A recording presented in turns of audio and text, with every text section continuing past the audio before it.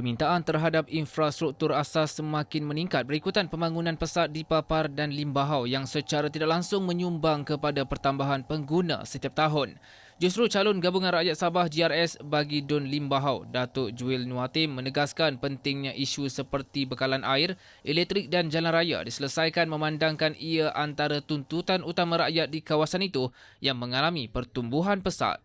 Dahulu kita pengguna mungkin cuma sedikit, tapi sekarang bila ada pembangunan, bila bangunan-bangunan dan keluarga membuat rumah dan juga sebagainya, mungkin pertambahan penggunaan itu lebih.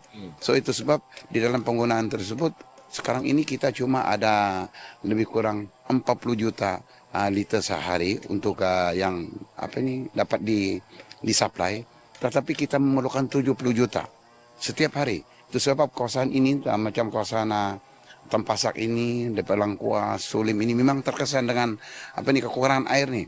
Jadi itu sebab rungutan daripada penduduk kampung memang senantiasa ada. Beliau berkata demikian ketika hadir pada program gotong royong membersihkan balai raya di Kampung Tampasak di Kinarut.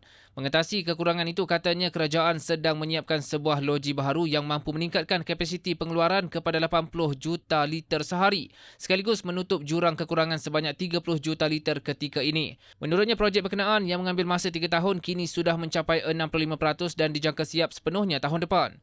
Bagaimanapun, beliau tidak menolak kemungkinan kapasiti baharu itu tetap akan mencabar berikutan pertumbuhan kawasan Papar yang terlalu pesat dengan pembinaan perumahan serta pekan baharu. Selain air, katanya isu bekalan elektrik turut menjadi cabaran kerana pertambahan pengguna memberi tekanan kepada jaringan sedia ada sehingga berisiko menyebabkan catuan pada waktu puncak.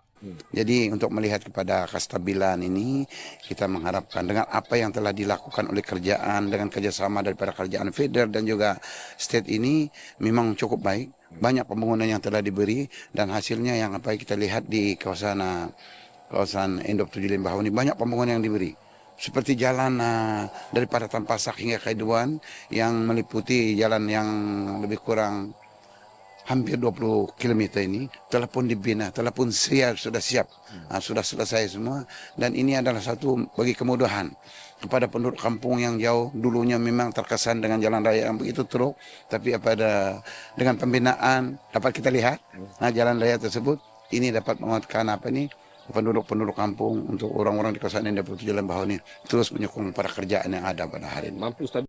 Pada masa sama, Juil berkata projek jalan raya sepanjang hampir 20 km dari Tampasak ke Kaiduan yang sudah siap memberi keselesaan besar kepada penduduk yang sebelum ini berdepan keadaan jalan teruk. Mengulas persaingan banyak parti pada PRN kali ini, beliau mengakui fragmentasi parti lokal boleh menjejaskan kestabilan, namun menegaskan hanya kerjasama kukuh dapat memastikan pembangunan di Limbahau tidak terjejas.